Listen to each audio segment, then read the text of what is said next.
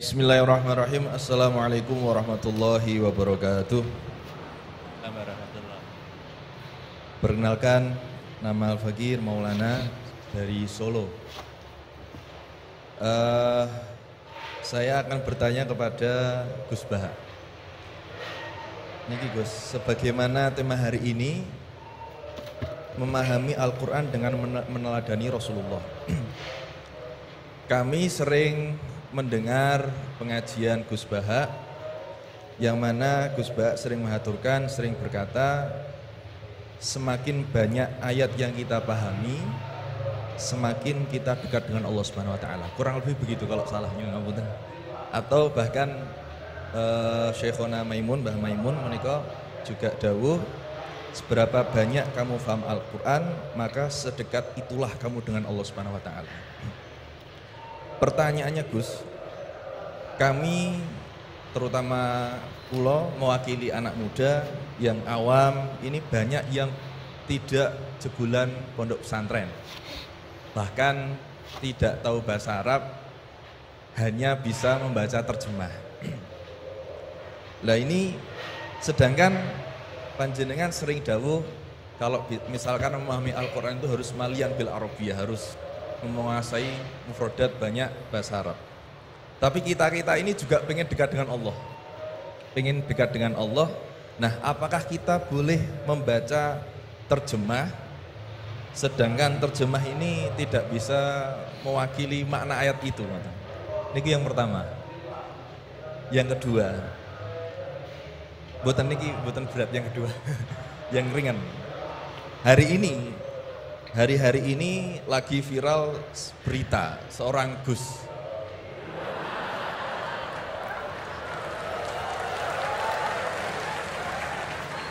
Mohon izin. Yang mungkin berceramah dengan kalimat yang kurang baik, mungkin diniatkan guyon tapi malah melukai hati orang lain. Tapi Masya Allah Gus Baha guyon tapi tidak pernah melukai hati orang lain.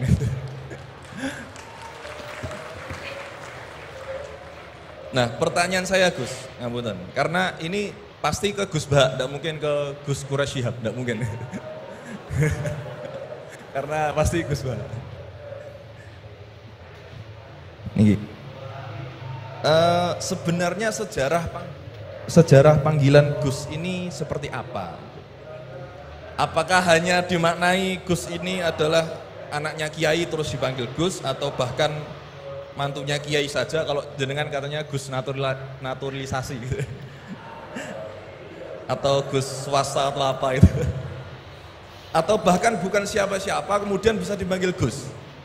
Sehingga misalkan kita sekarang bisa ini berlomba-lomba menjadi Gus bareng-bareng. Jadi pokoknya lomba-lomba. Nah, dan apakah ini hanya di Jawa saja? Karena di Madura juga kami sering mendengar ada panggilan Lora. Nah ini sejarahnya sebenarnya apa gitu loh. Apakah juga kalau sudah menjadi Kiai tidak bisa menjadi Gus lagi? Atau kalau sudah menjadi Gus tidak bisa naik menjadi Kiai? Gitu ya. Itu pertanyaan yang kedua saya. Dan Nyun Sewu, di zaman Rasulullah itu apakah putranya Rasulullah juga dipanggil Gus? Kan juga tidak kan?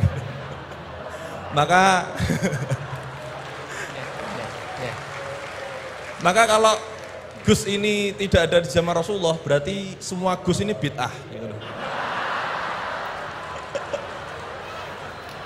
Karena Gus tidak ada di zaman Rasulullah.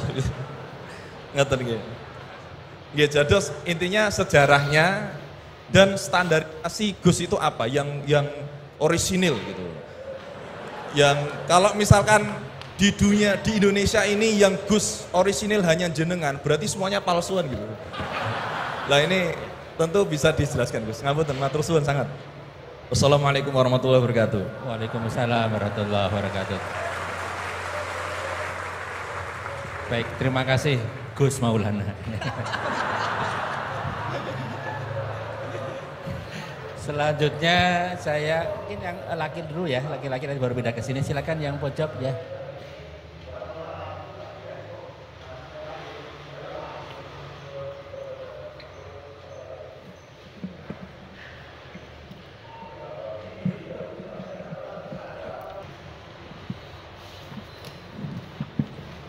Assalamualaikum warahmatullahi wabarakatuh. Waalaikumsalam. Terima kasih Pak Rektor atas kesempatannya. Yang saya hormati Gus Baha, Prof. Quraisy. Saya Jamaluddin Gofur dari Fakultas Hukum UI. Ingin bertanya ke Prof. Quraisy dan Gus Baha. Saya sering mendengar salah satu isi pengajian dari Gus Baha itu bahwa fatwa dalam hukum sosial itu tidak pernah jelas. Artinya ulama pasti akan berbeda. Nah, kami kebetulan di Fakultas Hukum, Gus, seringkali ditanya orang juga gitu, soal bagaimana hukum sesuatu. Dan dalam konteks hukum memang teorinya dan pendapatnya juga beragam. Nah, kadangkala permintaan pendapat itu tidak hanya sekedar untuk diskusi, tapi bahkan sampai menentukan nasib orang gitu, ini dihukum atau tidak. Nah, sehingga mohon penjelasan dari Gus Baha dan Prof. Quraisy kira-kira bagaimana panduan dalam Islam di tengah keragaman pendapat fatwa itu dalam kita memberikan pendapat atau keterangan-keterangan tentang hukum-hukum tertentu yang memang secara ilmu itu sangat berat. Terima kasih. Assalamualaikum warahmatullahi wabarakatuh. Waalaikumsalam warahmatullahi wabarakatuh. Mohon izin Gus Baha dan Prof ini 4 atau 2 dulu aja ya. Nanti baru kita lanjutkan biar nggak lupa ya. Yang pertama Gus Baha, ini dari Gus Maulana tadi. Ini pertanyaannya, kan banyak yang tidak jebolan pesantren tapi pengen dekat sama Allah, boleh nggak baca terjemahan kira-kira gitu. Yang kedua tadi standar Gus yang orisinal ya. Kemudian yang kedua dari ini Gus Gofur. Ini dosen dari Eva, ini untuk Prof. Quraisy dan Gus Baha. Ini panduan untuk memberikan pendapat hukum kira-kira gitu kan. Karena ada dosen hukum yang saksi ahli, ada yang ahli menjadi saksi. Jadi bedanya. Mohon berkenan dari Gus Baha ya. Ini yang provokatif dulu itu ya.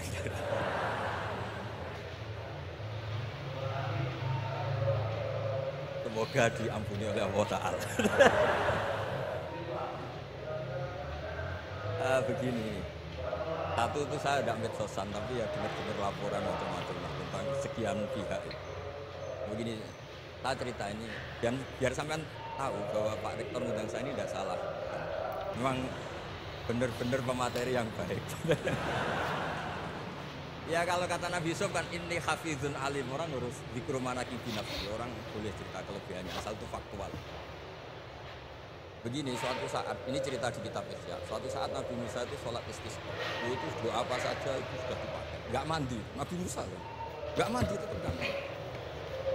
Kata Allah, inna fihim namaman, di komunitas Anda yang ikut sholat itu ada yang tukang adu-adu, namam, provokator. Apakah kamu doa kayak apa tetap enggak akan saya ijabah. Nabi Musa, ya gampang Gusti, tunjukkan orang itu siapa, nanti saya usir dari majelis.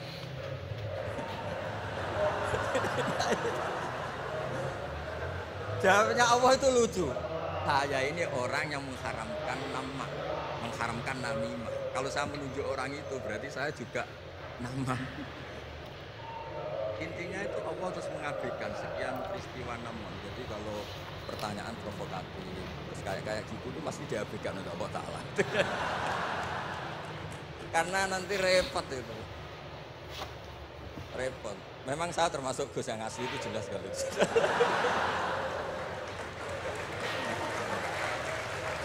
Itu, lah ini Pak Fatulahi tahu betul keluarga saya karena beliau orang Jepara ngajinya. Ya, terus masalah fatwa tadi, fatwa sosial atau memahami pakai terjemah begini seperti yang dikatakan Pak Quraisy. Ada pegangan yang umum kayak sidik, amanat, tabligh, itu memang lewat terjemah enggak. Tapi ada terjemah yang nggak mengganti bahasa Arab. Misalnya kata sembahyang, mungkin perasaannya orang Bali sembahyang itu apa, perasaan kita sembahyang itu apa, itu kan subjektif. Misalnya begini, ada ayat yang agak sensitif. Ketika Anda salah paham dengan istri itu wadribuhun, fahjuruhunna fil madhaji wadribuhun. Itu kan riskan betul. Maka pukullah istri kamu. Pukul itu kan konotasinya itu.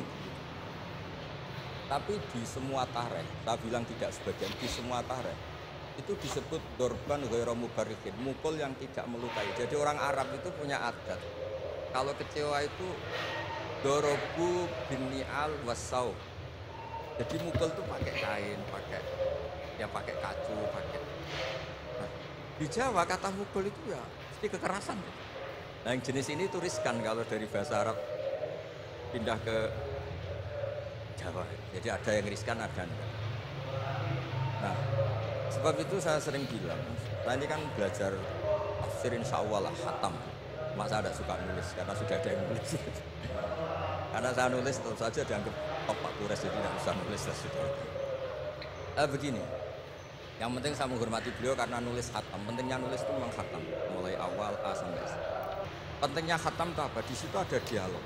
Ada dialog Allah sama nabinya, sama kekasihnya, bahkan sama musuhnya. Misalnya sama musuhnya, itu Nabi Musa masih dibilangi sama Allah, faqula lahu qawlan layyinan. Ini penting saya utarakan. Ya, suatu saat Harun Ar-Rasyid ini didatangi ustadz, mungkin ustadz yang amatir, masih latihan ustadz, jadi masih ekstrim. Ya Amirul Mukminin, ini nasihun lak, famusaddidun alaika, fala tajidanna fi nafsika aliyya syai'an. Ya sampai latihan bahasa Arab nanti Pak Rektor. Bukan Anda, Gus naturalisasi tadi Anda. Saya akan memberi nasihat engkau, kemudian cara nasihat saya itu musyaddid, ekstrim. Maka jangan kamu anggap serius. Maksudnya jangan penjarakan saya ketika saya nasihat ke kamu ini kasar. Jawabnya Harun Ar-Rasyid itu langsung bilang gini. Bilang ya jahil, ini karena Arab. Orang Arab itu kalau ngomong jahil itu tidak sekasar yang kamu bayangkan, karena makanya bahasa Arab itu susah. Saya itu ini cerita ke Pak Kures, ini curhat, bukan cerita mufti curhat. Kiai Jawa kalau maknani wailak waihak itu ciloko kue. Padahal sering Nabi itu kalau kecewa sama seseorang bilang wailak sama waihak. Akhirnya santri tanya, lo katanya Nabi itu halus sopan santun kok ngendikan wailak waihak, yang artinya itu celaka kamu. Ada orang tanya Nabi dan orang itu tidak paham. Nabi ngendikan apa? Sakilat ka umuk. Cek siale mbok muda anak kue. Diterangkan enggak paham. Tapi sarah-sarah kayak kitab Irsyadus Sari itu bilang gini. Kalimatu tarohumin wa talatufin. Ini kalimat yang orang Arab tuh merasa dekat sehingga bilang wailak. Tapi Kiai Jawa tetap saja maknani ciloko. Masalahnya di konteks itu yang dawuh itu Kanjeng. Nah, sing ngendikan ini orang Solo ini kan enggak apa-apa. Kayak bakat gitu aja terus orang gitu. Nah, yang seperti ini nggak bisa dipindah ke terjemah. Dan itu saya teliti dari sekian tradisi. Ya tadi kayak wadri burun. Makanya terus ulama nyusuli dorban ghairu mubarrihin. Mukul tapi tidak melukai. Karena orang Arab itu biasa kecewa mukul pakai peci. Tapi kalau orang Jawa nggak bayang. Kedua misalnya contoh mahar. Orang Arab kalau masih mahar itu duanya. Karena jumlah mahar banyak, kemudian setelah suami istri hubungan intim, setelah dicerai itu kadang kepikiran ngambil karena maharnya misalnya Alphard 1 miliar gedung. Jika harus ada pelarangan mengambil ulang mahar. Wa in aradtum istibdala zawjin makana zawji wa ataitum isdahunna qintaran fala ta'khudhu minhu syai'an. Atakhudunahu buhtana wa itsman mubina. Wa kaifa ta'khuduna? Mahar yang sudah kamu kasihkan jangan kamu tarik lagi. Kamu sudah hubungan suami istri kok maharnya ditarik lagi. Jangan. Kenapa ada kata jangan ambil lagi? Karena maharnya itu Alphard, gedung, uang 1 miliar. Dulu Pak Rektor ketika nikah itu seperangkat alat sholat, gak dilarang juga gak akan diambil itu. Artinya gini, gak mungkin andikan Quran turun di Indonesia ada kata fala ta'khudhu minhu saya 100.000 seperangkat alat. Saya jadi kiai itu sampai bosan karena tiap nikahkan tuh maharnya seperangkat alat. Itu kalau sudah nikah 10 tahun bentuknya sudah kayak apa? Itu nggak usah Allah repot-repot bilang jangan ambil lagi, jangan ambil lagi. Nah, itu kondisi yang antara kita dan tradisi Arab itu beda. Dan saya belajar tafsir sampai segitunya, makanya nggak salah lah kalau saya diundang juga. Maksud saya yang naturalisasi tadi ya nggak usah diundang gitu maksudnya. Kalau nggak memenuhi kualifikasi tafsir loh. Ya karena kalau nggak memenuhi kualifikasi apa, tapi jangan terus ngundang saya terus nggak mau juga. Nah tadi yang pertanyaannya Pak dosen Pak Gofur tadi, nanti Pak Kures nambahi. Hukum sosial itu memang nggak pernah mengikat di semua sisi ya, karena memang patokannya itu begini. Saya ambilkan contoh di Quran ya, karena ini memang tema tafsir. Di hal-hal sosial itu kekasihnya Allah pun didhawuhi Allah begini. Wa in adri la'allahu fitnatul lakum wa mata'u. Wa ma adri ma yuf'alu bi wa lakum. Jadi Nabi misalnya mau perang, misalnya perang apa ini, Allah terus bilang, Muhammad kamu tenang saja, pasti menang. Enggak. Karena kalau dibilang begitu, nanti kendilnya Nabi atau keberanian Nabi dikira karena ada jaminan. Tetap. Jika nyuwun sewu, Nabi juga pernah mengalami perang menang di Badar, pernah mengalami kalah di Uhud. Jadi di bab-bab sosial itu memang Allah membiarkan hukum sosial yang berjalan. Sampai Ibnu Khaldun menghentikan begini, saya masih ingat betul dan itu saya pegang. Nabi sebagai Nabi itu kena aturan hukum sosial. Meskipun beliau punya mukjizat kayak apa, ketemu orang harus santun, ketemu anak kecil harus sayang, ketemu orang suku harus hormat. Andai kan Nabi bisa terbang ke langit sekalipun Mi'raj, tapi ketemu anak kecil nampak, ketemu orang sepuh meludahi, tetap gak diterima oleh hukum. Walaupun tafadzam ghalidal qalbi lan faddu min hawlik. Betapa pentingnya tata krama sosial. Kata Ibnu Khaldun, hadza Rasulullah man uyyida bil kauni kulli. Ini Rasulullah, orang yang di backup sekian alam raya. Tapi sekali melanggar tata krama sosial, tetap lan faddu min hawlik. Orang akan bubar. Sampai ngegoskan saya, sekarang tak pisoi. Wah Gus apa Gus kok mison, mesti langsung gitu. Ya coba misalnya sekarang nyun sewu saya ngeludahi Pak Rektor, langsung dipecat. Artinya tatanan sosial, meskipun saya keramat. Makanya kata Ibnu Khaldun, hadza Rasulullah man uyyida bil kauni kulli law syaa. Ini Rasulullah, orang yang bisa mengendalikan alam raya karena kekasih Allah. Itu saja kena aturan, walaupun tafaddan ghalidal qalbi lan faddu min hawlik. Kalau engkau salah tatanan sosial Muhammad, orang akan bubar. Nah maksudnya gini Pak dosen, kalau tatanan sosial gini, saya pernah ditanya oleh dekan Fakultas Kedokteran. Pas ada diskusi dengan ya tadi orang-orang medis, misalnya begini, itu misalnya nyun sewu, tapi gak usah dijiwai, gak usah kamu, udah dilupakan saja gak apa. Menyembuhkan orang koma itu baik kepada baik. Jadi misalnya orang ini kalau sembuh pasti bunuh lagi, pasti merkosa lagi. Terus kita gimana? Ngasih makan juga sama. Orang miskin nggak bisa makan, nggak bisa apa-apa, nggak bisa makan, nggak bisa apa-apa. Karena nggak bisa makan, nggak bisa apa-apa, dia tidak nyuri, tidak bunuh, tidak merkosa. Dan orang ini kalau sehat lagi akan begitu lagi. Wajib ngasih makan dia. Itu mesti orang itu. Wah, kasihlah kemanusiaan. Jangan nanti kumat lagi. Jadi hukum sosial itu mesti mindsetnya ulama itu beda-beda. Saya sering matur ke Pak Kures, saya itu pernah kata santri saya pernah katanya diundang ke Malaysia, juga pernah katanya diundang ke Maroko. Saya bilang sudah yang kelas-kelas internasional Pak Kures saya agak bisa. Kenapa? Jawabannya sudah. Nanti kalau saya sering keluar negeri, terus semua kiai senang keluar negeri, terus yang mulang pondok saya siapa? Terus gue iling-ilingan nak nenggunya udah kiai desa sing alim, terus saya maksudnya kiai desa tapi mau kitab ya cek bener rupa-rupa nasab-nasab. Tapi saya senang sama kiai yang keluar negeri karena ini mewakili Syiah. Saya senang sama UI karena Syiah ini. Tapi saya jangan disuruh jadi kiai di UI. Nanti gajinya tetap. Kalau kiai kan sering dapat gaji min haitsu la yahtasib. Kayaknya jumlahnya banyak saya Mas. Jadi yang hukum-hukum sosial tuh biarlah alam yang. Ya sudah setuju ya. Oh ya pokoknya gitu.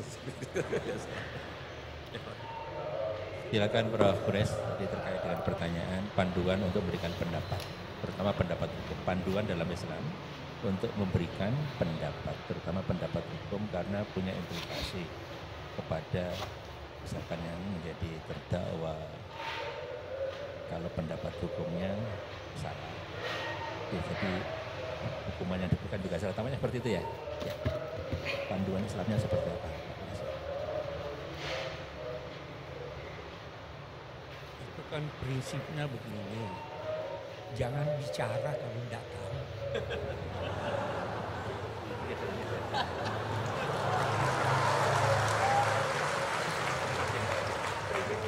Itu jawabannya Pak. Terjawab. Ya jawabannya itu ya. Baik, terima kasih Prof. Kures, singkat padat.